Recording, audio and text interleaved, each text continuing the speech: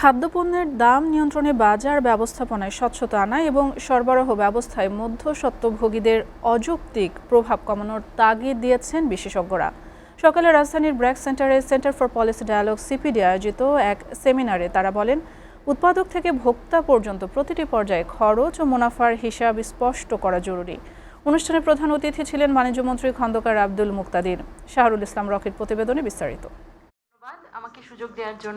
The Food Price Chain Markets, Margins and Intermediaries in Bangladesh শীর্ষক এই সংলাপে দেশের খাদ্যপণ্যের বাজার কাঠামোর নানা চিত্র তুলে ধরে সিপিডি। বক্তারা বলেন, উৎপাদক থেকে ভোক্তা পর্যন্ত একাধিক স্তরের মধ্যস্বত্বভোগী থাকা এবং অতিরিক্ত পরিবহন ব্যয়ের কারণে অনিয়ন্ত্রিতভাবে বাড়ছে নিত্যপণ্যের দাম। সবসময় আমরা হয়তো হঠাৎ মনে করছি যে মধ্যস্বত্বভোগীরাই বোধহয় একমাত্র মানে এই যে দাম বাড়াবার ব্যাপারটা, এটা না, এটার আরো কিছু পক্ষ বিপক্ষ আছে, নীতি সহায়তার প্রশ্নও আছে। আমি মনে করি সবচেয়ে বেশি ক্ষতিগ্রস্ত হচ্ছে কৃষকরা।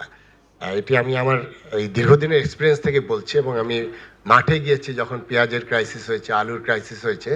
গবেষণালব্ধ তথ্যের ভিত্তিতে বাস্তবসম্মত সুপারিশ বাস্তবায়নের উপর জোর দেন সিপিডির নির্বাহী পরিচালক। এটাকে আরো বাস্তবমুখী একটা গবেষণা পত্র, তার চাইতে হচ্ছে গুরুত্বপূর্ণ যে সুপারিশমালা, কারণ গবেষণায় যে ধরনের তথ্য উঠে আসে সেইটার ভিত্তিতেই কিন্তু সুপারিশমালাগুলি তৈরি করা যায়, এবং যত বাস্তবসম্মত গবেষণা হবে ততই কিন্তু বাস্তবসম্মত সুপারিশমালাও আসবে।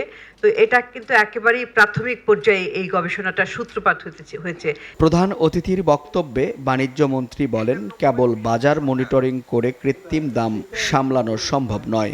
এর জন্য উৎপাদন থেকে বিপণন পর্যন্ত পুরো সরবরাহ ব্যবস্থার সংস্কার প্রয়োজন। পাশাপাশি লজিস্টিক খরচ কমিয়ে বাজারে প্রতিযোগিতা নিশ্চিত করার উপর গুরুত্ব দেন মন্ত্রী।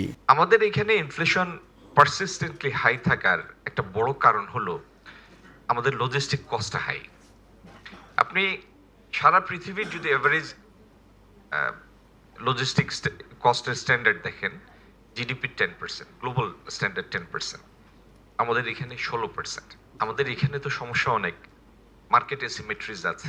এখানে একটা ইনফরমেশন শেয়ারিং এর একটা আপডেটেড স্ট্রাকচার নাই, এই মেকানিজমটা নাই। বাস্তবমুখী গবেষণার আলোকে দ্রুত কার্যকর নীতিমালা প্রণয়ন ও তা মাঠ পর্যায়ে বাস্তবায়ন করা গেলেই কেবল নিত্যপণ্যের বাজারে স্বস্তি ফিরবে বলে মনে করছেন বিশেষজ্ঞরা। শাহরুল ইসলাম রকি, SA TV, ঢাকা।